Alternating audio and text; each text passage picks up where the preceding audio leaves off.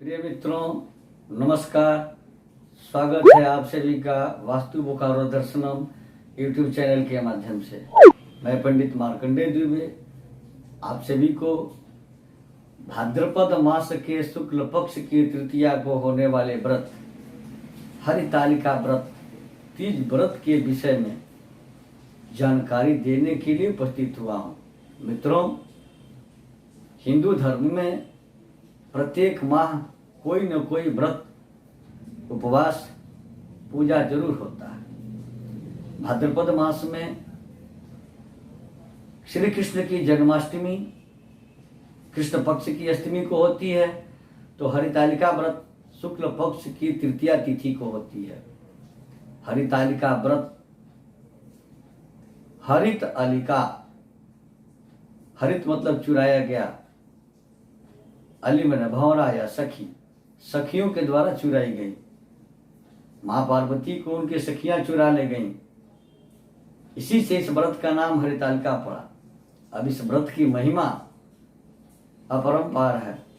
यह व्रत जो औरत, जो स्त्री निष्ठा और विश्वास के साथ पूर्णतः विधि से करती है, उसके पति की आयु स्थिर रहती है, उसके पति के जीवन पर कोई संकट नहीं आता है, सुखमय वैवाहिक जीवन व्यतीत होता है। हमारे यहाँ विवाहित स्त्रियां ही इस व्रत को करती हैं। यह एक विडंबना है, जबकि मां पार्वती ने कुंवारे अवस्था में इस व्रत को किया था। तब भगवान शिव को पति के रूप में प्राप्त किया था। भगवान शिव को पति रूप में प्राप्त करने के लिए माता पार्वती ने लाखों वर्ष तपस्या किए। इसलिए यह व्रत बहुत ही महत्वपूर्ण व्रत है। इसे सभी सौभाग्यवती स्त्रियों सहित कुमारी कन्याओं को करनी चाहिए। जो शादी के योग्य हों, उन्हें अपने इस एपिसोड के माध्यम से इस व्रत की संपूर्ण विधि, पारण का समय, पूजा का सही समय, इस वर्ष इस हरितालिका व्रत में कौन सी चीज नहीं मिल रही है, ये सारी जानकारी आपको देंगे। इसके पहले आपसे एक छोटा सा निवेदन है कि यदि अब तक हमारे चैनल वास्तु बोकारो दर्शनम को सब्सक्राइब नहीं किया है तो कृपया जरूर सब्सक्राइब कर लें, नोटिफिकेशन बेल को दबा दें, वीडियो लाइक करें और अधिक से अधिक लोगों को शेयर करें। मित्रों, कहा जाता है कि हरितालिका व्रत करने वाली स्त्री अपने अक्षुण सौभाग्य के साथ, अखंड सौभाग्य के साथ अपना जीवन व्यतीत करती हैं। इस वर्ष हरितालिका व्रत 21 अगस्त 2020 शुक्रवार को पड़ा है। तृतीया तिथि का आरंभ 20 अगस्त के रात्रि और 21 अगस्त के सुबह 4:14 से। यह आंकड़ा, यह जो जानकारी है ऋषिकेश पंचांग, काशी के ऋषिकेश पंचांग के अनुसार है।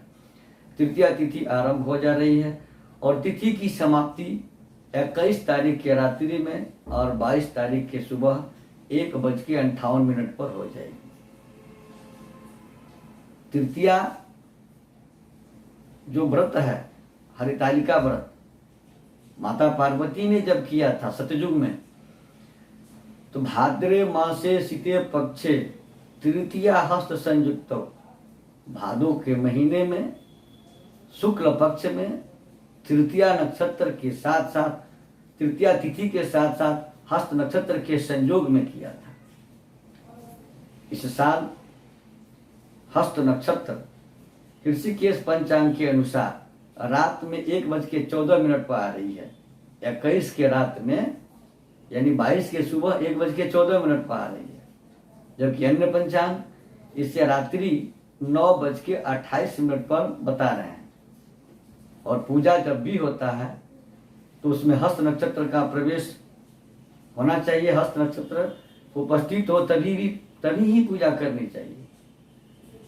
इस वर्ष पूरे दिन हस्त नक्षत्र नहीं मिल रहा है। वैसे भी मैंने बताया कि आपको पूजा का सही समय बताएंगे, तो हरितालिका व्रत में पूजन का सही समय भगवान शिव और पार्वती के बालू और काले मिट्टी की मूर्ति बनाकर पूजन करनी चाहिए। उसके पहले गणेश जी की पूजा करनी चाहिए। हमारे हिंदू धर्म शास्त्र में किसी भी पूजा पाठ के पहले सर्वप्रथम विघ्न विनाशक गणेश जी की पूजा की जाती है, तदुपरांत किसी भी देवता की पूजा की जाती है।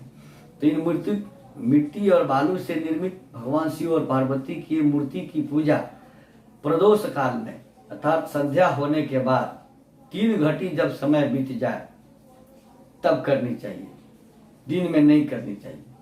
यह रात्रि के समय की ही पूजा है।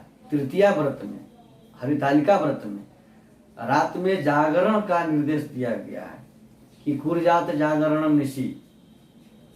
जागरण नहीं करने से अजगरी का जन्म होता है। उस महिला का अगले जन्म में वो अजगर के योनि में जन्म लेती है। ये पूजा का शास्त्रीय समय मैंने बताया कि प्रदोष काल में। वैसे करने वाले को कोई मना नहीं कर सकता, लेकिन प्रदोष काल ही इसका सर्वोत्तम समय होता है। अब जब पूजा कर लेती हैं तो उसके बाद विसर्जन है, दान वगैरह है, इसकी जानकारी हम देंगे। इसकी पूजा का शुरुआत हरितालिका व्रत के व्रत जो कथा की पुस्तक है उसकी शुरुआत मंदार माला कुलिता लकाय कपाल माला कृत शेखराय दिव्यांबराय च दिगंबराय नमः शिवाय च नमः शिवाय, इसी से शुरुआत होती है पूजा की। पूजा की समाप्ति के बाद गान जागरण रात में करनी चाहिए। अब इस व्रत में क्या नहीं करना चाहिए, ये निराहार निर्जला उपवास होता है इस तृतीया के व्रत का। उसमें लिखा है कि जल पानी न जलो का। अगर कोई स्त्री हरितालिका व्रत के उपवास में जल पीती है तो वो जलों का योक की जोनी में पैदा होती है अगले जन्म में। अन्न से सुकरी लिखा है, सुअर की जोनी में पैदा होने को बताया गया है। मिष्ठान पानात पिपीलिका, मिष्ठान खाने से, मीठे चीज खाने से चींटी के जोन में जन्म होता है। दधि भक्षणात मर जाए, दधी खाने से बिल्ली के जोनी में जन्म होता है। पैसा सर्पिणी, दूध पीने से अगले जन्म में वह महिला, वह स्त्री सर्प की जोनी में पैदा होती है। न जागरण, मतलब जागरण नहीं करती है तो अजगर की जोनी में जाती है। फल खाने से मरकटी, बंदरी की जोनी में उसकी जन्म होती है। और मांस खा करके रहने से वो बाघ की बाघिनी योनि में पैदा होती है।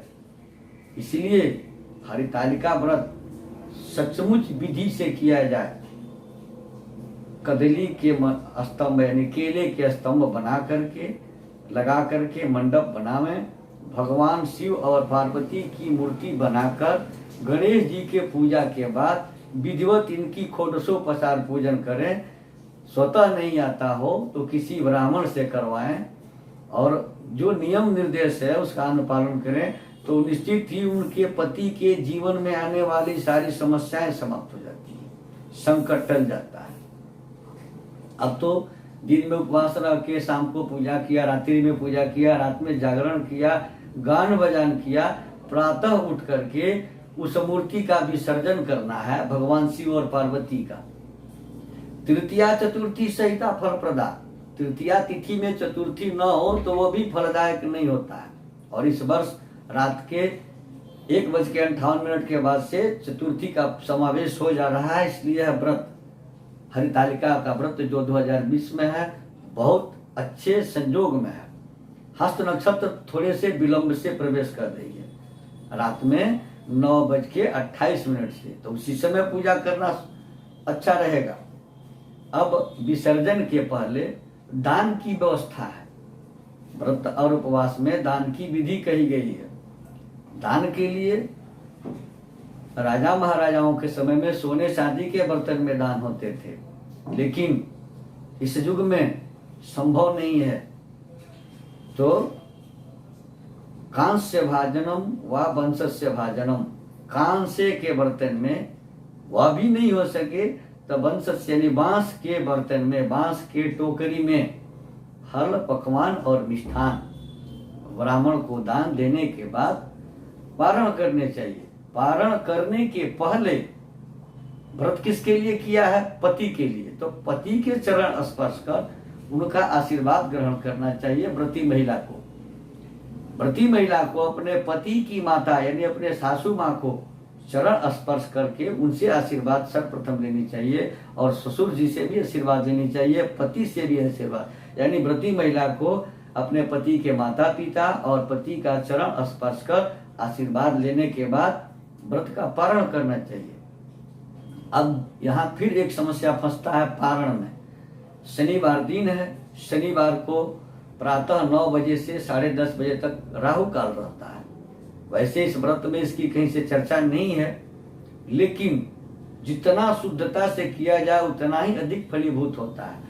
तो पारण का समय प्रातः काल 9 बजे से पहले अथवा 10:30 बजे के बाद पारण करना उचित होगा, क्योंकि चतुर्थी तो रात में ही आ जा रही है और तृतीया में उपवास कर चतुर्थी में पारण का विधान बताया गया है। तो फिर एक श्लोक लिखा है कि तृतीयायाम तु या नारी अन्नाहारम समाचरेत्। तृतीया तिथि में अगर जब तक तृतीया है तब तक मुंह में अन्न चला गया, चूंकि अधिकतर महिलाएं तृतीया व्रत के 4 घंटे पहले 2 घंटे पहले सुबह में मतलब सूर्योदय होने के पहले कुछ खाती पीती हैं। यह ध्यान रहे कि तृतीया तिथि का प्रारंभ प्रातः 4:14 पर हो जाएगा, तो 4 बजने से 2 घंटा पूर्व ही आप वह चीज कर सकते हैं जो भोर में महिलाएं खाती हैं, क्योंकि तृतीयायाम तु या नारी अन्नाहारम समाचरेत्। तृतीया तिथि के आरंभ होने पर जो नारी जो महिला अन्न का आहार करती है 7 जन्म भवेद बंध्या वैधव्या पुनः पुनः 7 जन्मों तक वो बंध्या रहती है, उसको संतान नहीं होती है। अब वैधव्या पुनः पुनः, और हर जन्म में वैधव्य योग को प्राप्त होता है। इसीलिए सभी माताओं और बहनों से निवेदन है जो इस व्रत को करेंगी कि कृपया तृतीया तिथि में अन्न का स्पर्श न करें। तृतीया चतुर्थी सहित फलप्रद बताई गई है, इस साल मिल रही है। हस्त नक्षत्र भी रात्रि में विलंब से आ रही है, लेकिन आ रही है। तो इस वर्ष का हरितालिका व्रत बहुत ही अच्छे सुयोग में है। मुझे उम्मीद है कि माताएं और बहनें इसका अनुपालन करेंगी। हमारे यहाँ वास्तु विजिट किया जाता है, जन्म कुंडली बनाई जाती है, बड़े से बड़े यज्ञ और अनुष्ठान करवाए जाते हैं। जिनकी सज्जन को इसकी आवश्यकता हो कृपया स्क्रॉल पर दिए गए हमारे नंबर से संपर्क कर अपॉइंटमेंट लेकर वास्तु विजिट करा सकते हैं, कुंडली दिखा सकते हैं, कुंडली बनवा सकते हैं, यज्ञ अनुष्ठान करवा सकते हैं। हमारे यहाँ प्रमाणिक रत्न, सर्टिफाइड जेम्स और सिद्ध किए हुए प्राण प्रतिष्ठित सभी प्रकार के रुद्राक्ष उपलब्ध हैं। इसकी भी किसी सज्जन को आवश्यकता हो तो कृपया 9113308041 नंबर पर संपर्क कर प्रमाणिक रत्न और सिद्ध किए रुद्राक्ष उचित मूल्य पर प्राप्त कर सकते हैं। धन्यवाद।